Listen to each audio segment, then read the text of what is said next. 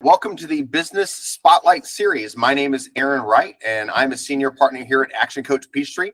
And today we have Hesom Parhizkar. All right. And what is your title and who do you work for? I am a co-founder and CTO of a company that my partner and I started called AdvizorPro.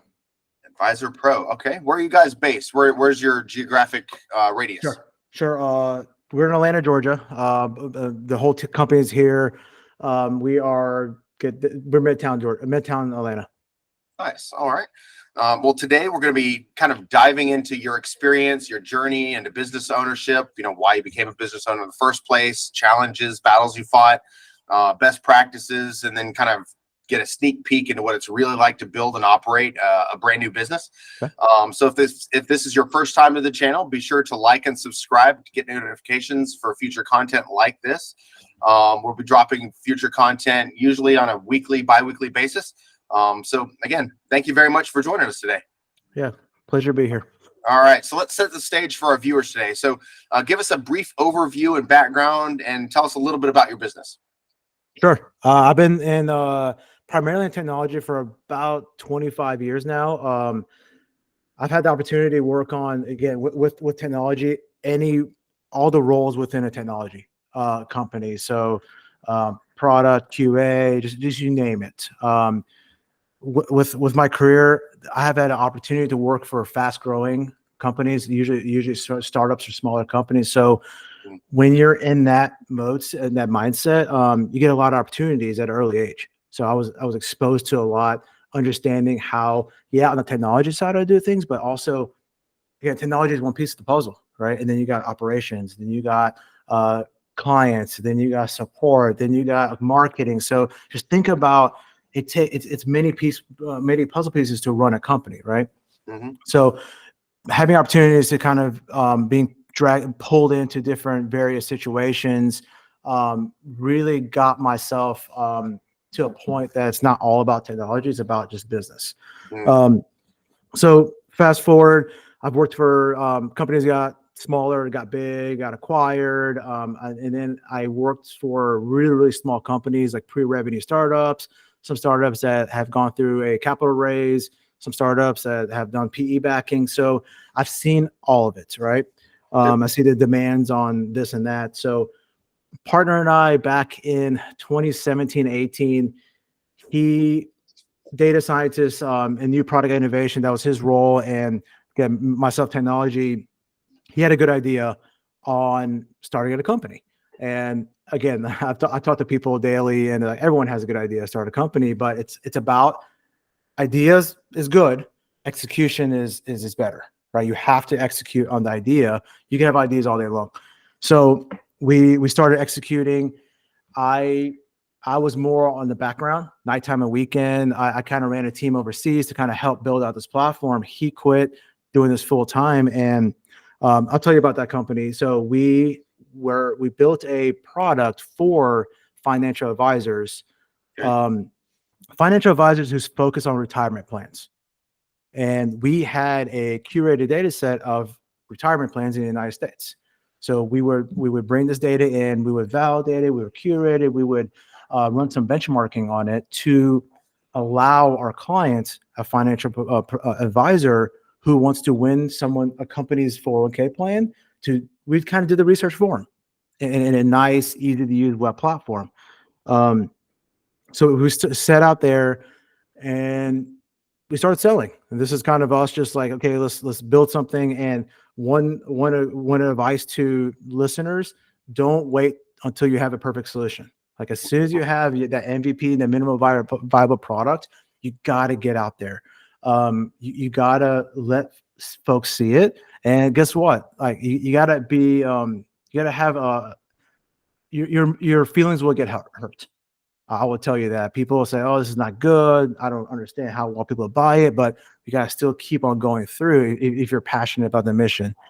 Do you want to keep on going? I know I could go. No, that's good.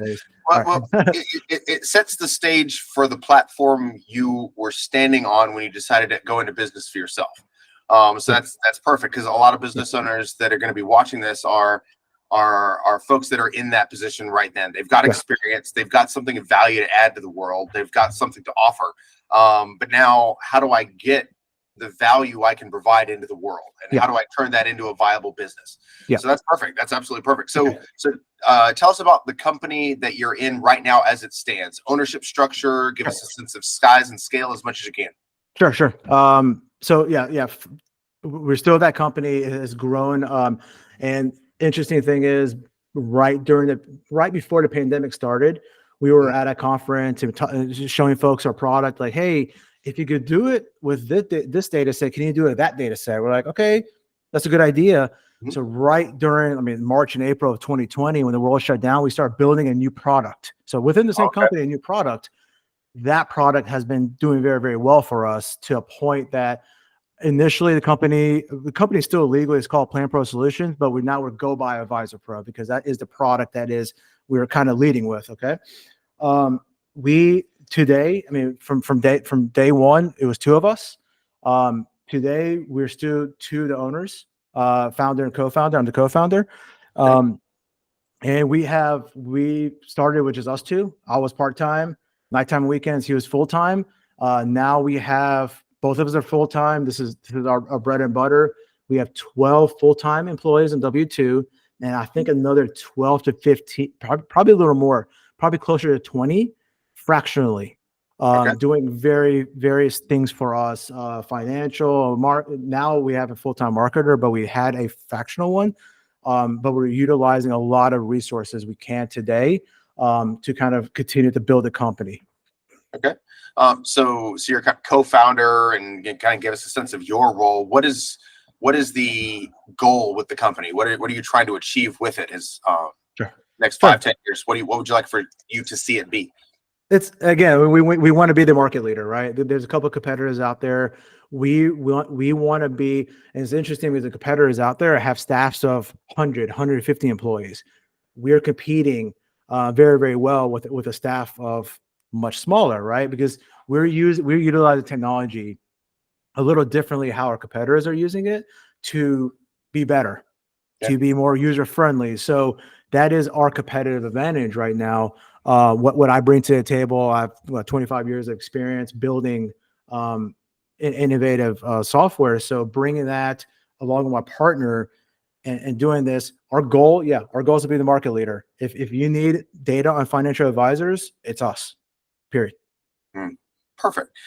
So as an entrepreneur, keeping the focus in on other entrepreneurs that are trying to learn from you, what does a day in your life look like? How many hours a day, a week are you spending on your business, actually working on the business itself, versus how much time are you spending actually doing the job of the business itself? Sure. So producing product, surfacing customers, things like that.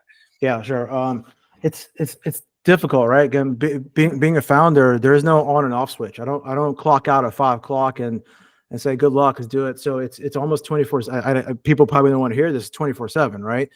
And this is something that's come up in the last few months, is focus, right? We're getting pulled so many different ways.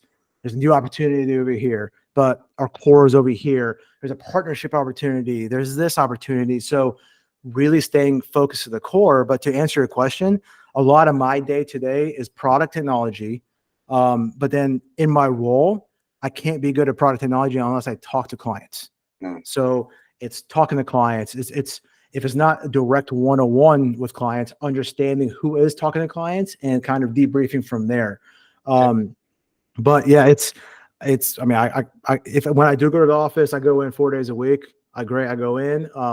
But coming back home, it's kind of still going. And this is something that, I think people need to understand. Burnout is real, right? Burnout is real. So I've been trying to, I know some folks like to play golf. Some folks like to do this. So what I've been doing to kind of keep my head level is what I really enjoy is, which I'll kind of tailor into this a little, but like helping other folks, like almost understanding someone else's if I could think about someone else's problem, that helps me get to a better state. And honestly, it helps me with my current problems as well.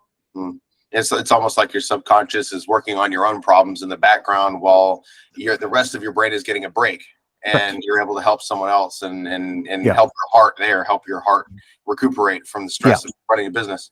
Nice. I can identify with that. That's cool.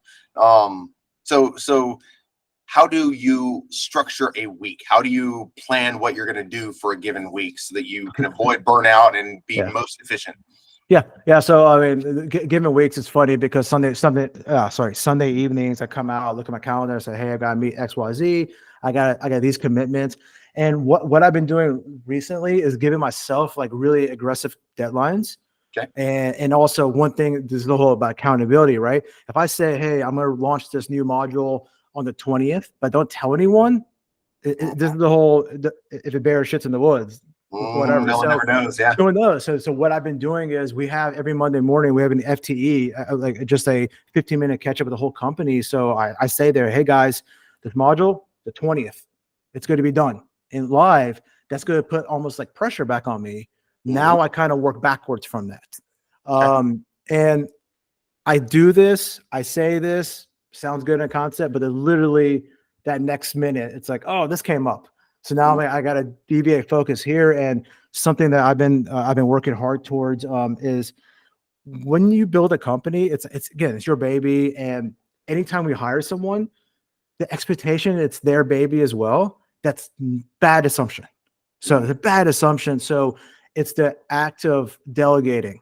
It's an act of not making bad assumptions. Like, hey, I would do it this way with this client or this, but I can't assume that this person will do the same. But so it's also about a baseline, right? It's about like, okay, I wouldn't do this, but this is okay if this person did it. So it's being comfortable with those decisions. Gotcha. So switching gears just a touch, you've obviously come to you've decided to hold yourself accountable to your team in that way. Who is your team of advisors? Who do you trust to give you advice, and how did you choose those people? This is actually interesting. So this is something in my career that I've struggled with, right? So I look to my immediate boss as my mentor, right? Which is wrong because my immediate boss is really somewhat biased, right? If I can't go to my boss and say, hey, I'm sick of here, I want to move to the next career position. He's biased. He says, no, you need to start working with me. So it was always that, but then since I don't technically have a boss anymore, there's a gap there. I play this role for a lot of mentees. So, but I don't have that person. Something interesting has happened. A few years ago, I had interviewed at a company, really interesting company, and they had an interim CTO. And me and him like hit it off. We interviewed, but at the end of the day, we decided both of us mutually that this wasn't the right role for me to kind of replace him. But since then, I keep in touch with him, and especially the last 6 months, and now we're like buds now. So like, if I need something, I would just text them, and it was just really interesting how that relationship came about. So nice. Yeah. So he is, I guess, your kind of key advisor, your person. He's your button person. Stuff hits the fan, you hit the button. Correct. Give him a call, get an instant perspective that'll be objective and honest with you. And, he's someone, it sounds like he'll kick you in the butt if you need it, but then he'll also give you a gentle push if you need it, or advice, or a friendly ear. Exactly. They also, one of my developer used to work for me. I hired him right out of Georgia Tech. He ended up taking over my teams when I left my last position, but he's also become a really good sounding board. Very, very unbiased. It's like, hey man, this is what I'm dealing with. He's like, I will do this. And it's interesting because we're very, very aligned of how we're thinking, just because he worked for me. He saw how I operated. So, but now what I'm sensing is, and I'm not too proud to say this, I mean, the dude's smarter than me. The dude's like that, like when I'm in the room with them, I'm not the smartest one in the room. And I kind of appreciate that. Yeah. So that's also kind of good, but it's just weird. It's a weird dynamic because we're the company, I'm kind of looking at outside sources for that leverage. Gotcha. No, that's awesome, man. So tell me, we'll switch gears just a little bit. So talk to me a little bit about your business. If a prospective client was in the audience, how would they know if your product or service is a good fit for them? Sure. So primarily in the United States. There are financial advisors. Financial advising, just in general, is a very, very booming business. I'm not sure if you have a financial advisor you go to. I do. So within financial advising, you got baby boomers retiring, you got a lot of this assets kind of transferring down. So there's a lot of folks, there's a lot of businesses in America that want to do business with financial advisors, software packages, ETF managers, asset managers, mutual fund managers. Just think about anyone who wants to get in front of a financial advisor, because these financial advisors have decision rights on hundreds of millions of dollars where they should invest X, Y, or Z, right? So client-wise, anyone who wants to reach out, get in front of a financial advisor, will use our database, our prospecting tool, to understand who they should go out with. For example, if I have an ETF that is focused on clean energy, I want to target financial advisors who mention clean energy on their website. Who mention clean energy, right? What I don't want to do is try to market someone who says I'm anti-clean energy. So for prospecting marketing purposes, again, marketing is expensive, right? I mean, if I'm marketing the wrong person, it's a black hole. So I want to market the right person with the right collateral. Our platform allows you to figure out who the right person is, whether it's team size. What I'm hearing is, if it's a smaller team of advisors, it's a little easier to penetrate versus you work for a advising shop that has 25,000 employees. There's a lot of processes in place. So this is who utilizes our software. Gotcha. Yeah, the most important things in marketing, number one is your target, and then number two is the offer. You know, what are you going to offer? And then it has everything to do with the target, and then, you know, everything else comes after that. So that's super valuable. So give us a sense of the size of your business as it stands. You said you're about 12 employees now, plus some additional people that work fractionally. Yeah,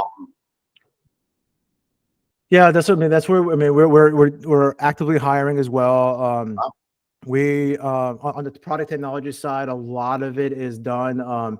It's actually interesting. I have developers in 3 different regions, 3 different countries, because what I'm finding out that different regions, different countries have different skill sets. So instead of saying, hey, look, I have a big dev team in India, I have a dev team in India, and I have dev team in Albania and now Colombia, because of different things I need. So product tech side, that's where we are. We have again, we deal with data day in, day out. So we have a fairly sizable data team.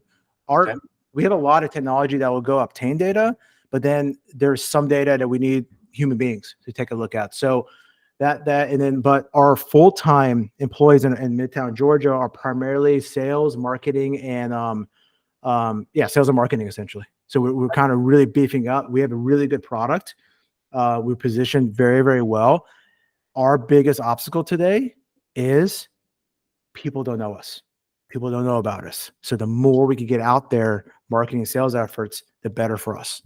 Okay. What avenues are you using to market yourself, and how are you targeting those efforts? Sure. Primarily has been Google Ads. We've been really lucky in Google Ads. And we've done, back in the day, we used to have, so we're somewhat close to Georgia Tech. So we used to have a ton of interns just making cold calls. And honestly, you would think it works. Cold calls still work in 2024. So we do that. Google Ads. We're doing more targeted these days. So we know that, hey, here's a top list of this genre of clients. Let's go targeting them. Conferences. Now, since COVID, it's kind of sizzled out a bit. We're going to conferences, but and I mean, marketing is something that we've been like making some investments in, but we just hired a head of marketing. So now we're kind of walking through his roadmap to say, like, this is, I always use an analogy, right? If we had a billboard on 75, AdvizorPro, right? Yep. What's hard about that is the ROI calculation, the attribution, right? I can't, if I spend $10,000 for a billboard, I can't say we made $100,000. It's very difficult. That's marketing, right? With ads, it's easy. We spend this much, we get this much. Very easy, right? Yeah. So it's kind of like a new world for us. That's amazing. What is your ratio? Like, if you put $1 into marketing, what are you getting out of it? It would be before marketing. Like again, our marketing used to be Google Ads. I mean, it used to be. I mean, I don't. It was definitely profitable. Sure. It was definitely profitable. Now with essentially the concept of marketing, we're one of the hardest things in the world is do attribution, because you could ask all day, "Hey, client, how'd you hear about from us?" From a friend. Yeah. Did you really hear from a friend? No, you saw it on LinkedIn. Then you asked your friend about it. So it's really LinkedIn ad. So that's where it's we're trying to set up the infrastructure right now for that. So we say, hey, look, we went to a conference, and this is like, we have a fractional CFO as well. And we're like, he kind of wigs out. He's like, oh my God, you spent this much on a conference with flights and Airbnb. He's like, yeah, but he's like, hey, I need to see a ROI. So now, but also in our space, it's not like we go to the conference and we're inking deals at the conference. Like we just signed up another person yesterday for a conference that we went back in October. Okay. So now it's like, okay, so now we spent X amount and now we're maybe X plus something, but this is going to be a 6 to 18 month window until we say we come back and confidently say, hey, that was worth the investment. Gotcha. So that's my last technical question for you then. The sales life cycle, that's a difficult process to understand sometimes, especially for new business owners, and one that requires a lot of patience. So any advice, any lessons, any stories you have around understanding the length of your sales life cycle and how you've potentially worked to shorten that life cycle, and how you've kind of conquered that dragon? Yeah, again, it depends. We're B2B SaaS, so generally it's a good quarter life cycle. But what the word of advice, don't give up. Don't give up. I mean, if someone says no tomorrow, doesn't mean it's no forever. We've seen some sales cycles that we demo at 2 p.m. and then the DocuSign comes through at 3 p.m. Like we've seen again, very, very knee jerk it. It's funny now because we've been around for 3.5 years.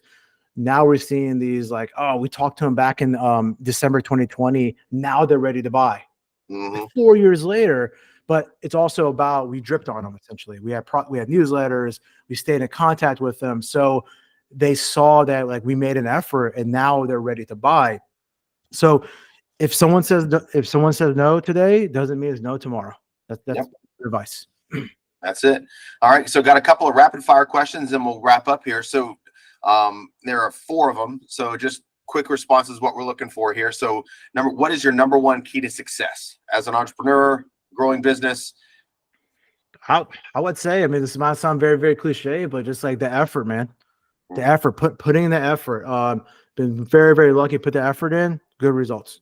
Good results. All right. What is your one piece of advice for other business owners?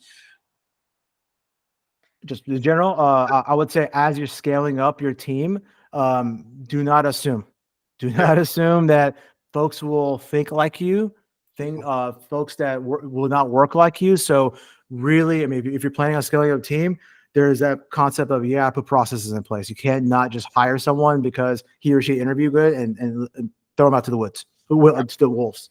Absolutely. Absolutely. What is one book you're reading now and or have read most recently that has been impactful for you? Elon Musk biography. Nice. He again, he's I've not read that one. It's pretty good. I mean, it kind of goes deep into his childhood and kind of how what's going on now. But there's just a lot of things that dude he does not give up. No. He will not give up regardless. And people say, hey, you're crazy. He doesn't care. So that is really, really good. I remember a story he told of his literal launch of SpaceX, and like they launched one time, and he said if that launch wasn't successful, I was done. Yeah, and that was it. And so, but they launched anyway. They were brave, and look where they are now. That's awesome. I think that's bravery. I think effort. You talked about effort. Bravery is another one. Yeah.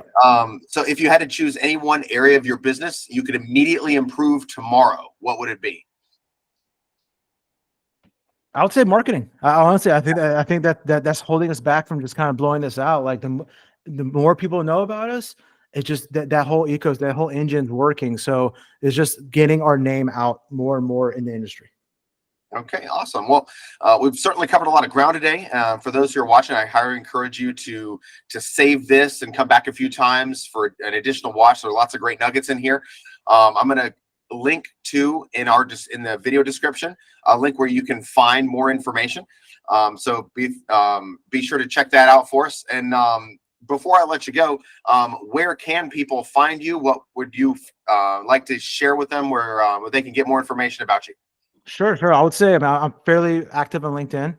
Okay. I'm trying to, like what I say, like I've been through a lot, positive things and negative things. So I'm where I'm at in my career, just for kind of sanity. I want to help people. I want to tell people about situations. So yeah, definitely LinkedIn. Please find me. Awesome. Very good. Well, thank you very much again for joining us today on the Business Spotlight series. Really enjoyed today's conversation. And again, make sure you like and subscribe the video so you can get more content just like this. And we'll see you on the next episode. All right, great. Thank you. Very good.